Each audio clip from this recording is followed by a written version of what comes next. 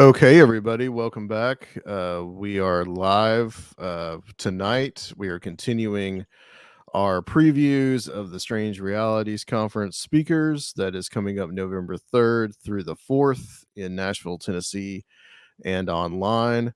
And tonight we're just going to do a little jam session here with Tobias Wayland, who is speaking at the conference. So welcome, to Conspiranormal, Strange Realities preview, Tobias. Thanks for having me. I'm happy to be here. All right, well, it's glad to have you. So what we're going to talk about, we're going to talk about what you're going to be talking about at the Strange Realities Conference. I guess we'll just start there, and we'll just go from there. Sure. So this year I'm going to present on several winged humanoid witnesses, focusing specifically on their cases in the context of the larger investigation. And my reasoning there is, in general, what I like to do is focus on witness testimony. I think that sometimes this field can get a little distracted by sensationalism, or hyper focus on certain phenomena and forget about the people experiencing it. And what I would like to do is kind of refocus on them and their experiences, because honestly, I think that it's likely the only way that we're going to really understand, or hope to understand, most of these phenomena, because everything that we know about them, for the most part, is filtered through human perception anyway. And so examining them as experiential phenomena, I think, is the only it's our only option, frankly, because the only tool that we have that seems to be able to reliably detect or record these phenomena in any way is the human mind. So we've got human perception and human memory, and that seems to be about the only tool we have to interact with whatever is happening to people. And so yeah, I mean, that's like I said, at the risk of repeating myself, that's why I really like to focus on witnesses and eyewitness testimony. So looking at what they say as opposed to what is later compiled about it. Yeah, certainly. I think it's important to look at exactly what they're claiming as their experience. And it's fine to have opinions. It's fine to speculate. I think that speculation can help it advance us, because most hypotheses and things are sort of born out of speculative ideas, right? But too often the witness ends up being left behind. I mean, well, frankly, the Point Pleasant Mothman sightings are a perfect example of that. How many people in 2023 remember any of the actual Point Pleasant, West Virginia Mothman witnesses from, back in the mid 60s? Now, most people interested in Mothman are going to remember John Keel, but quite frankly, from an experiential standpoint, he should be the least important person involved in that set of experiences. And that's what I'm trying to avoid, is that kind of fixation on an individual and their opinion or narrative or something, versus the actual authentic experiences of people who are encountering things that they can't explain. Okay. Yeah, it makes sense to me. And whenever yeah, I mean, there's a few, I think, the Mothman sighting I think there's only one I can think of. Was it Linda Scarberry? I think that was one of the Mothman sightings. But everybody else, I think yeah, you don't remember their names. You don't remember the people that actually saw these things unless you go back and reference it in a book.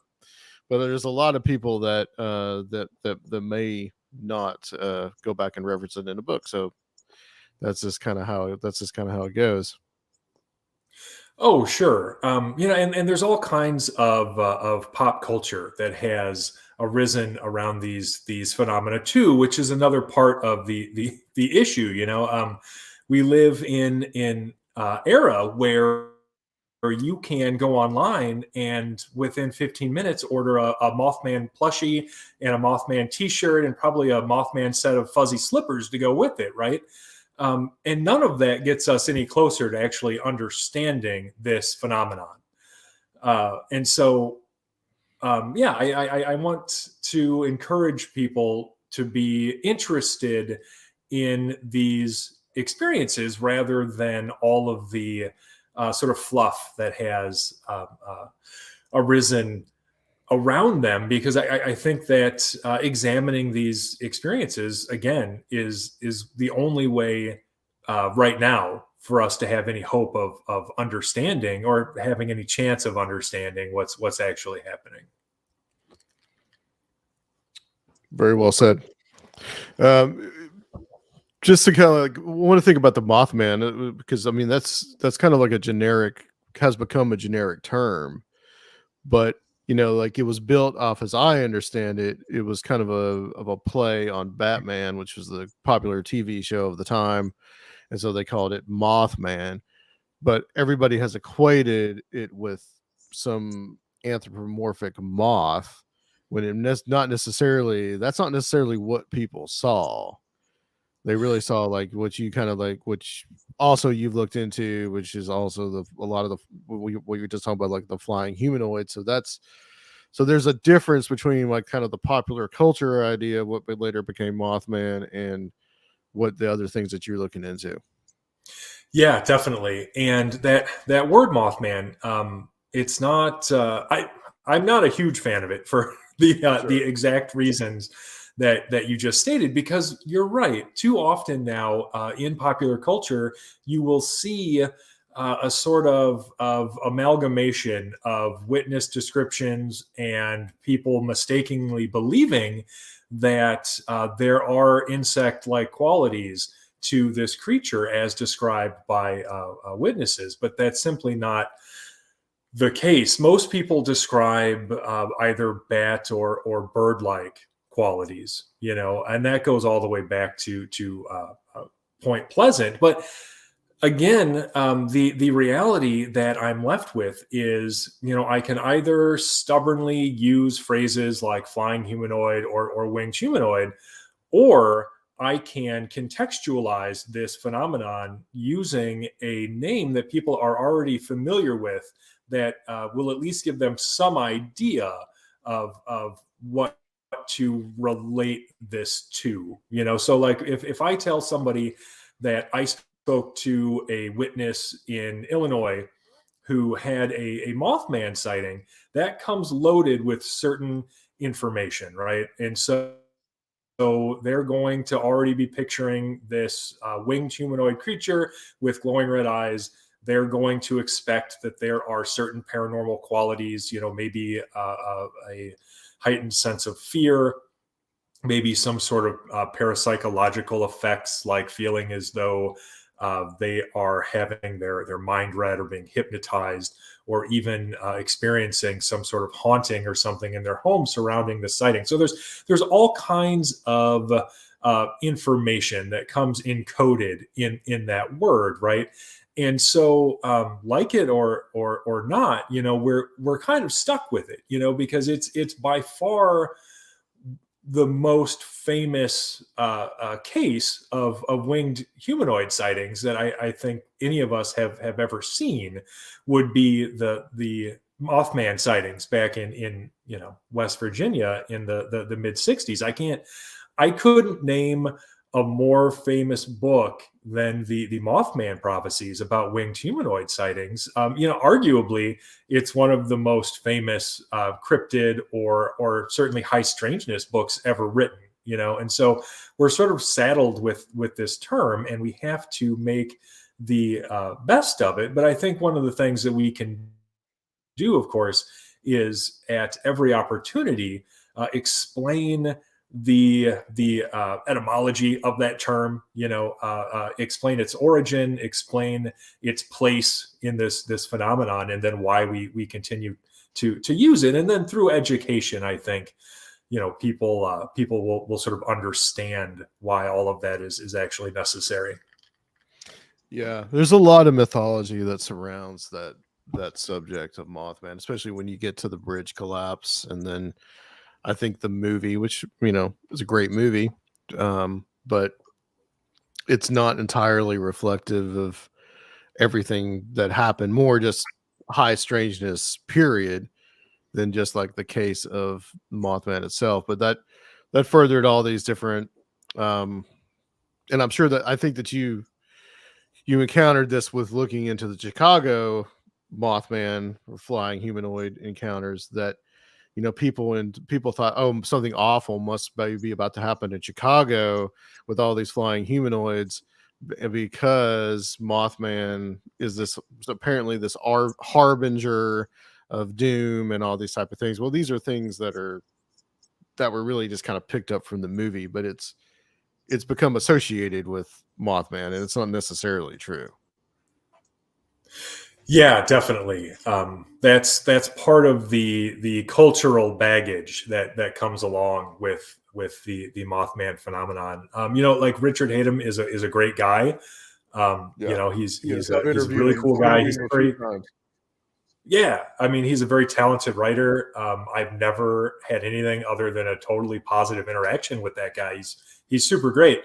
But yeah, obviously when he was writing the Mothman Prophecies movie, when he was translating that, to celluloid, there were uh, necessary changes, there and I think probably there are certain restrictions from the studio and stuff that sort of came into play, because that's just how Hollywood works, right? And so um, what we ended up with was a really good movie about high strangeness that, of course, doesn't accurately reflect the actual events of that time. I mean, it wasn't even set in the right era, right? I mean, it doesn't have John Keel in it by name. It's missing quite a few people who were heavily involved, and that all makes sense, because it's not necessarily meant to be this biographical piece, right? But at the same time, it has contributed to a lot of misinformation about those sightings. I mean, you hear about well, there were two made up disasters in that movie that you continue to hear about, that they said Mothman had been seen just before. It was the hurricane in Galveston, Texas, and then the nuclear meltdown at Chernobyl. And those persist today. And they were both made up for specifically that movie. And yet people talk about them as though they were real events Yeah. connected to this phenomenon. And Right. honestly, we can really blame John Keel for that if we want to, because he was the one that connected it to the Silver Bridge. Now, the thing about John Keel that I think people need to understand is that one, he was an excellent storyteller, and as an excellent storyteller, I think he understood on some level how or what was necessary to create in terms of a narrative for the Mothman Prophecies book to make it readable, to make it entertaining. And so, you sort of need a beginning, middle, and end. You need a complete narrative. You need something to tie it all together, something to make it make sense. Otherwise, you're left with this series of sort of disparate sightings and phenomena, and it's much less engaging. And so, obviously, when the Silver Bridge collapse happened, I think that was obviously very tragic, but also a sort of convenient narrative ending for that story. And something else that I think a lot of people don't consider when they're thinking about Keel's writing is his biggest influence, which of course was Charles Fort. And I've long been a proponent of the idea that you can't really understand John Keel unless you understand Charles Fort. And so I think a lot of his writing was done in that grand Fortean tradition of speculation. And you're not necessarily supposed to take it all that seriously because, of course, Charles Fort very famously wrote very tongue-in-cheek. He would speculate quite a bit, but often there was a lot of humor involved too. And I think that Keel was very similar. And so when it comes to the literal interpretation of the Mothman prophecies that we see so often today, I think that is a mistake. Frankly, I think that it's not meant to be taken as literal, truth or fact or anything like that. And when we do, we do ourselves and these witnesses a disservice because it's not really getting us any closer to understanding this stuff. Well, let me put it this way. So people sort of treat the Mothman Prophecies book as though it is like settled science almost, where it's sort of this definitive work, and it's something to build off of, as though everything in it we can assume is worthy of being taken at its word. And I don't think that gets us anywhere. It's not a very solid base for us to build off of, because we don't really know any of that. Like none of it is settled. And so I think if people, treated it more in a Fortean sense, that is to say, the works of Charles Fort, as a sort of highly speculative nonfiction, then I think that would be a much more intellectually honest way to go about it. And we would have fewer people out there saying things like, oh, did you know Mothman was at Chernobyl and stuff. Very well said. Surfiel is here. Hi guys. I don't think you've ever met Surfiel. I don't think you've ever met. No, I don't think so. They have you at the conference this year. And yeah, I'm excited. From what I gathered, sorry, I got a little sidetracked on some of these trails over here and got home a little later than expected. I did not see cryptids or Mothmen. So I understand too, Tobias, just look up a little bit of some of the things that you're doing right now. I understand that you have a new book coming out as well. Yes, we are just finishing up the Singular Fortean Society's Yuletide Guide to High Strangeness. So it's written by me with illustrations by my wife Emily and a foreword by Joshua Cutchin, which is exciting. It was really nice of him to agree to do that. And it's a little bit different as far as holiday books go. I didn't want to have another book that just sort of listed holiday mythology or legends or anything, or holiday monsters, because those exist and they're cool. I get it. But we don't necessarily need another one of those. Right. And so what we've done is we have taken a look at some of the most well-known holiday legends, like the Yule Cat and Yule Goat and Wild Hunt and all of these different things, and compared them to modern day accounts of high strangeness. So to give you an example, so you've got the Yule cat, right? And so in Icelandic folklore, the Yule cat is this enormous cat that is as big as a house that goes around and goes house to house during the Yuletide season, and it peeks in through your windows. And if you don't have a new sweater, which was usually a sign that you would helped with the wool harvest, because then you would receive some kind of wool clothing like a sweater as a gift. So if you were missing that, then it would assume that you were lazy and it would eat you, right? Which is a very cheery holiday tradition, but nonetheless, it has persisted, and those kinds of traditional folk tales and legends and things are seeing something of a resurgence now as people become more interested in different cultures outside of those, like in their immediate sphere of influence. And so when I see something like that, I think of the fact that people see these sort of phantom big black cats all the time still, right? And I think about how folklore is created and influenced, and how there might be certain grains of truth, right? And so when I think of what might have inspired some story like that, think of England, for instance. Like there are still phantom big cat sightings there fairly regularly. We have them here in the U.S., right here in Wisconsin, in fact, all the way out to the East Coast fairly regularly.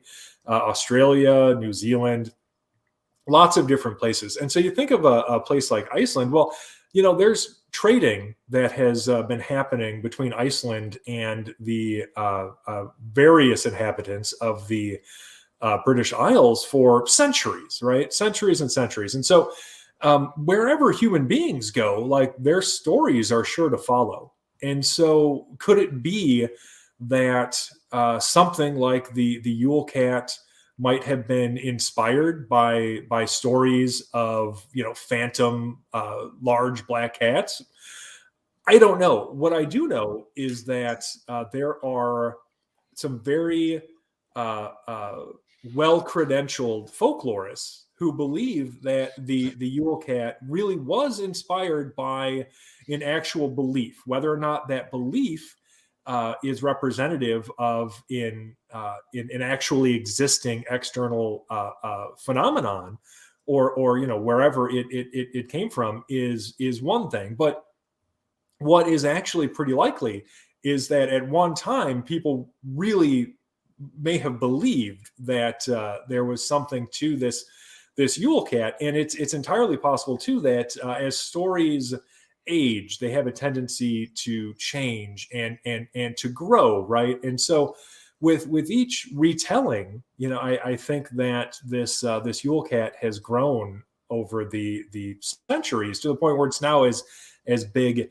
as a house. But I don't know that it started that big. It very well could have started at a much more reasonable size, say what people are still reporting across the world today. So it's like that kind of comparison.